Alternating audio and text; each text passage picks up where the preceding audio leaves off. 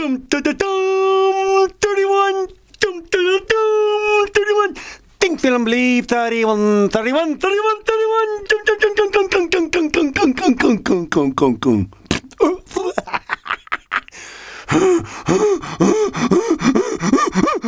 Are you listening to these videos in succession like I told you?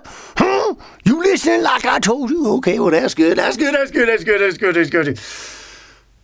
Like a book. I'm going to say it. It's just important because some of these videos that I'm talking about, you're not going to know what I'm talking about because I talked about maybe in one of the other videos. So, it behooves you.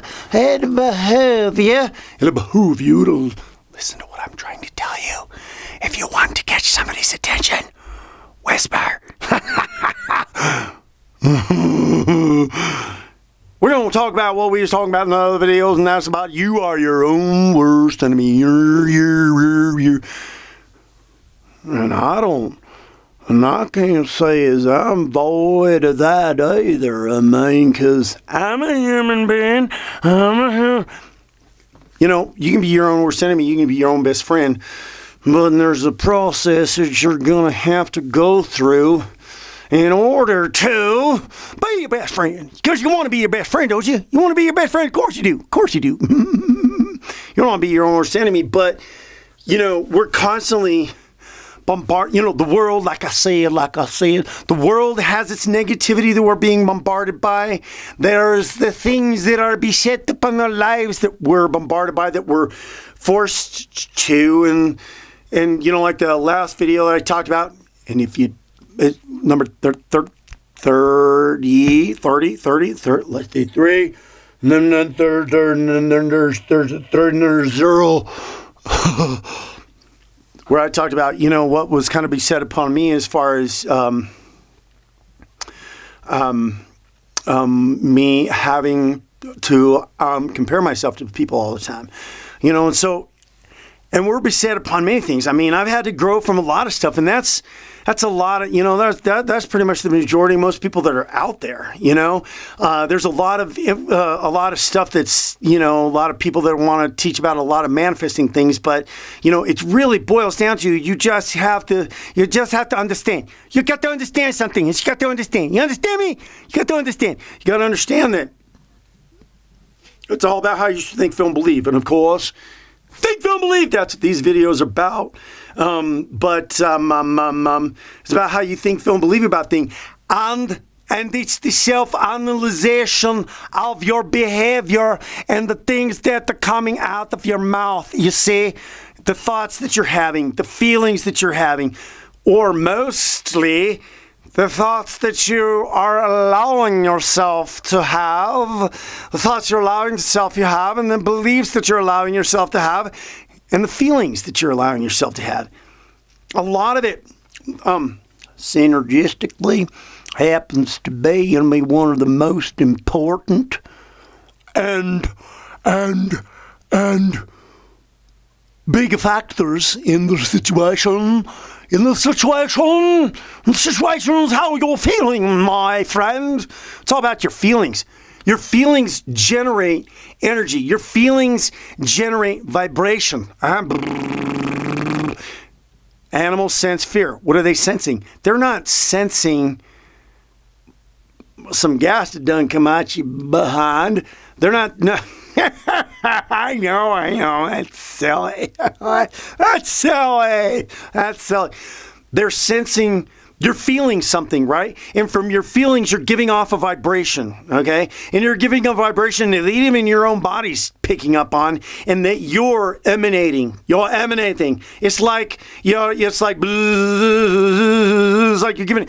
The animals sense that, right? Well, you're doing that, and it's your feelings. Your feelings about things are the most powerful things that are going on about why things are happening in your life the way they are. It's because it's all about how you're feeling about them. And, first of all, it's your thought, okay, and then that creates a feeling, and then and that creates a belief, right? I like that. Like a gear. And so it's creating that. Those feelings are what's driving everybody. Okay, so gonna talk about something here. There's many different facets of the things that are happening in our lives based on where we've come from. I mean, you could say like how you feel about money. I mean, that's a pretty broad subject. You know, mine personally is money flows easily and freely from multiple sources on a continuing and increasing basis into my life. I am financially wealthy.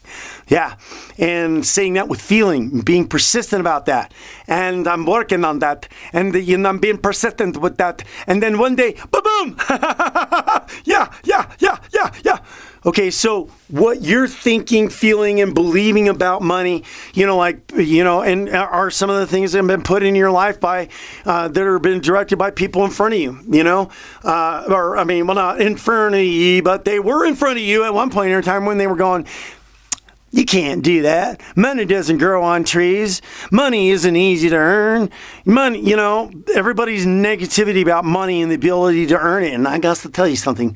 Like I said, was telling you before, you're a spiritual being, huh? You're still a spiritual being, so you have the ability to attract things in your life by how you think, feel, and believe about them. Okay, so like for instance, if you're thinking bad about money and you think bad about bills and you think bad about the financial situation and you're thinking bad about what's going on in the world and you're thinking bad about the money and bad about this and you're thinking bad about, that's usually what you're gonna attract in your life is something along the lines of that. Mm-hmm. And you can sit there and say that you're confined to a certain mode because you have a job that you work at and you're confined to the amount of money. But how are you thinking, feeling, and believing that to begin with? Because if you're staying caged in your little box or your little cage about it, you're just going to be confined in the thoughts, feelings, and belief about that, and you're just going to continue to perpetuate. I got me a client, and he says, hey, do you think you can shop for my insurance, because, he's running a little thin in some other areas in life. And he's, so it's like, people always turn to the things they can think they can try to save money with as a resource to create more money in their lives. I mean, and that is just the biggest farce. That's the biggest farce. You ain't going to create more money in your life by trying to save nickels and dimes here. The only way that you're going to create money in your life is doing something that's going to bring an influx of money in, not save $50 here or $100 here. Certainly, you need to be responsible. Responsible. Are you responsible? Are you responsible? Are you responsible? You need to be responsible with how you're managing your money. Okay, but by the same token, you're not going to get ahead by thinking, if you can save a little bit of money here and you can save a little bit of money here. You need to be responsible for it. With it. You need to be responsible with it. With it. But, so I told him, I said, well, let's just say I saved you $150 every 6 months on your insurance, right? On your auto insurance. That'd be great, huh? Sounds great. Oh yeah, if I could save $150. But then I said to him, okay, what would you do? What could you do if you went out and did what you could do to make $150 a month? What could you do to make $150 a month? You could pick up some part-time job, whatever it is. What could you do to make $150 a month? Or what about $150 a week? And I added it all up and I said in 6 months, that's like $3,000. But he's over here going, I want to let you pinch the pennies over here and see if we can save $150 on my insurance. I get that, all right? You need to be responsible and manage what you're doing. You need to be responsible in what you're doing. But you start thinking in a particular direction based on the beliefs of where you came from. And that guy's dad, I was shopping his insurance every year. Because, every year, or every 6 months, he's got to see if he can save $50 on his insurance. He's not expanding his mind because you're not going to get ahead trying to save $50 here or whatever on it. You're going to get ahead by doing things to create an influx of money coming in. You want it to come in. And you think, I don't have any time. There you go again. You start making excuses. You're starting to think, feel, and believe, I don't have time. So there's your excuse. There's your thought. I don't have the time. What that's going to do, that's going to create a feeling. And then you're just going to be caught up in that. You're going to be caught up in that. You know what I'm talking about.